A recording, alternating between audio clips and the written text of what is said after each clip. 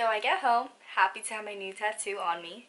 I look inside the mirror, and what I see is a crooked tattoo. Yes. Hey guys, it's Autumn. So today I'm going to be telling you how my tattoo artist messed up my tattoo. Yeah, so let's just get right into it. So I found this tattoo artist actually through my sister because she was previously tattooed by her and she has a beautiful piece done by her, and I decided I like her style. I like her artwork, so I'm gonna get a tattoo by her. So I got my tattoo near the end of January, and I set up my appointment from the day I set it up 2 weeks out, and that was because I wanted to make sure I could get my work day off for it. And she actually texted me a couple days later saying how she was moving locations and how the location she is at right now, since she works out of her home, would be closer for me to travel to than the location that she will be moving to. So my tattoo appointment got moved up a week ahead, and that was totally fine with me. And the day and time that we settled on, day of, she asked me to come in at 7:30 p.m. instead of at 2 p.m. So, I mean, whatever, it's fine. I had the whole day freed up anyways for my tattoo. So day comes, I drive 45 minutes out to her place. Like I said, she is working out of her home, and I get there and we start drawing up the piece. I give her my ideas, what I want, and she began drawing up her design. And by the time it was finished, the design, it was beautiful. It was a really beautiful design. It has a peony in it, and then kind of like a mandala effect. It was very beautiful. She placed the template on my sternum and it fit me perfectly. It was like, really, I was in love with the tattoo. So I was laying there. She finished the tattoo in about like 1.5 to 2 hours. So it was a really fast tattoo. And then after that, I looked in the mirror. It was beautiful. It fit me perfectly. All the lines were really nice and crisp, and it was just a really nicely done tattoo. So I get home, happy to have my new tattoo on me. I look inside the mirror, and what I see is a crooked tattoo. Yes, my tattoo was crooked. It was about half a center off, aligned from my belly button, and it was crooked, and I was very devastated because I loved the tattoo. It was beautiful nonetheless, but it was crooked, and it was on my body forever. So a couple days later, I go ahead and I text my tattoo artist. And I'm just going to read some of the text here. I sent her pictures of my tattoo and I said, hi, her name. So I was looking at my tattoo and I realized it's off center from my belly button, which isn't a big deal, but do you think we can add some design under it, maybe like a small floral piece or any other suggestions you have to make it look more aligned? And she said, oh my god, ha ha ha. I'm looking at the pics we took, like why didn't we catch that? And your pants was up. And yeah, of course we can. We can add a little piece, no problem. It would be cute if we brought it down to your belly button, or to your belly. 2 things that I found wrong with her message back to me was, first, that she laughed at the situation. I don't think it's a laughing matter because it is permanent on my body forever. And second, I feel like she low-key blames me because she says, and your pants was up. Yes, I was wearing high-waisted sweatpants, but I feel like as a tattoo artist, you should know to align the tattoo to my whole entire body. Not just my boobs and upper body, but my belly button too. And I feel like I should have known that too, so it was partly my fault. But as a tattoo artist who's been tattooing for years, I feel like you should know to align the tattoo, even if I'm wearing high-waisted pants.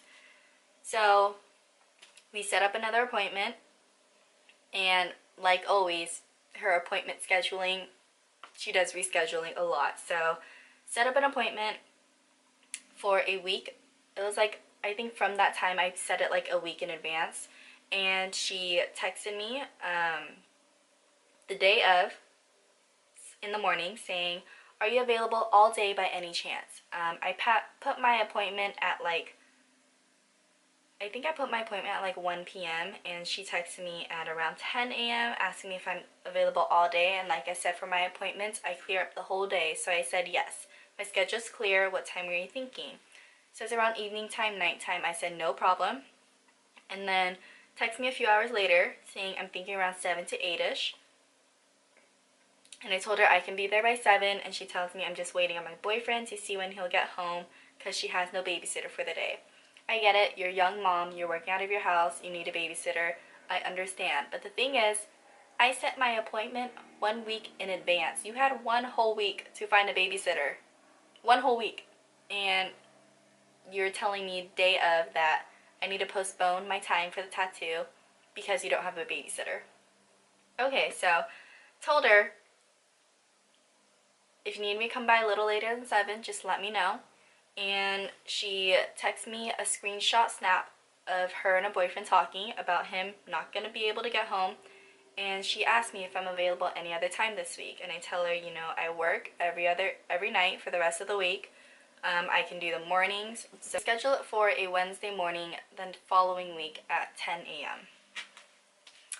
One thing I have about that, about her postponing the stuff, first of all, she did it twice, changing the tattoo appointments. And second of all, if I'm giving you a week in advance about my tattoo appointment, I feel like if you're working out of your home, you should find the responsibility to have a babysitter and not just depend on your boyfriend every time, since your boyfriend also works. And since everything that you do is out of your home, because she does tattooing eyebrows too, so eyebrows and just regular tattoos, you should have a babysitter that is frequently there to watch your kid while you're doing your work. And like, it should be a professional environment, and by you not having a babysitter every single time and be postponing, rescheduling all these appointments, I feel like it is very unprofessional. So anyways, I go to her place. Takes me about an hour to get there because it's, like I said, it's a little bit further than the other place. And so I get there, she looks at my tattoo, freehands a little design to add on to it, and we start getting the tattoo done. Thing I would like to mention is that she still did not have a babysitter. If you didn't have a babysitter to begin with, even after we rescheduled it a week later, then I feel like, why didn't we just do it the first time you didn't have a babysitter? So didn't have a babysitter. Her son is about like 2 years old, walking around, 2 or 3. I don't know. He walks around and stuff. So I was laying on the tattoo table, getting my tattoo done, getting the fixes and stuff.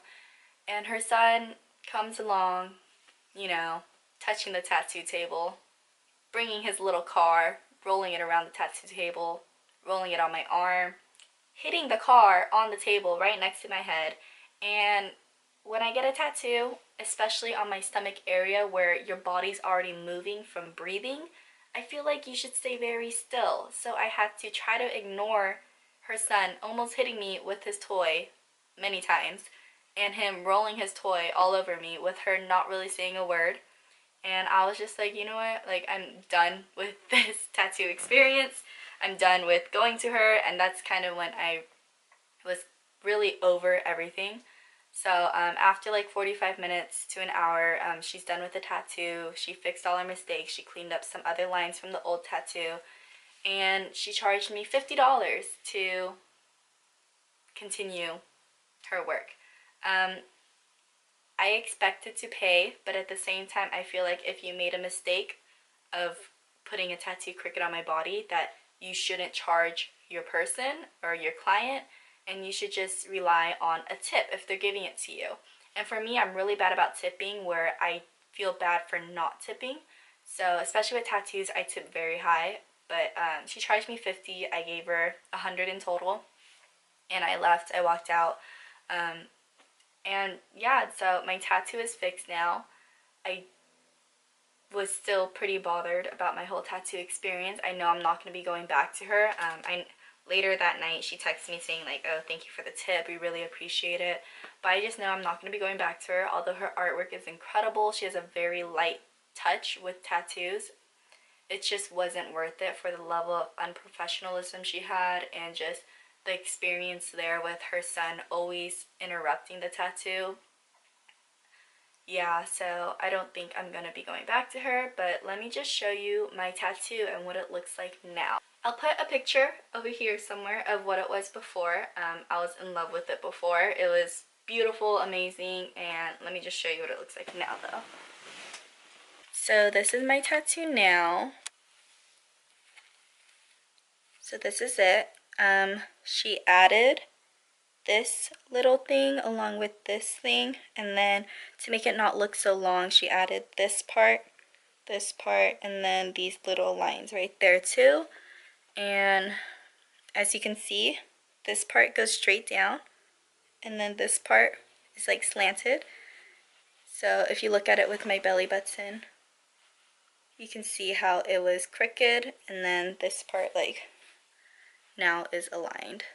So yeah, that is my tattoo. I mean, I like it now. I wish I did like it before when it was simpler, but I mean, she fixed it, so I still like it. But that is my tattoo, and yeah, like I said, probably won't be going back to her.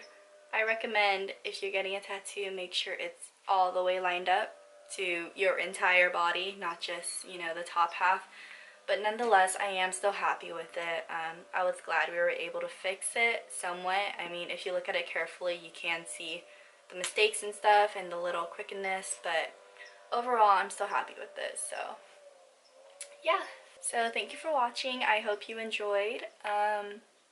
Just a little heads up, I actually planned a 1-month trip to Asia, and I will be leaving right after I graduate college.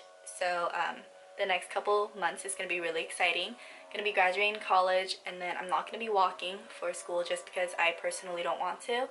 And I'm going to be leaving to Asia right after. So I'm really excited for that. I'm going to be gone for a month. I'm going to be vlogging and filming, so I'll have some more travel vlogs and videos for you. So, and also more workout videos, because the reason I stopped was because my 24 fitness membership expired, but I just got a new one, and I've been going to the school gym as of right now, but they are like very strict over there, so I don't want to film. Plus it's like super crowded and all guys, and I just don't want to mess with all that. So yeah, I'll be having more workout videos and travel videos, so I'm really excited. And that is all. Thank you for watching. I hope you enjoyed.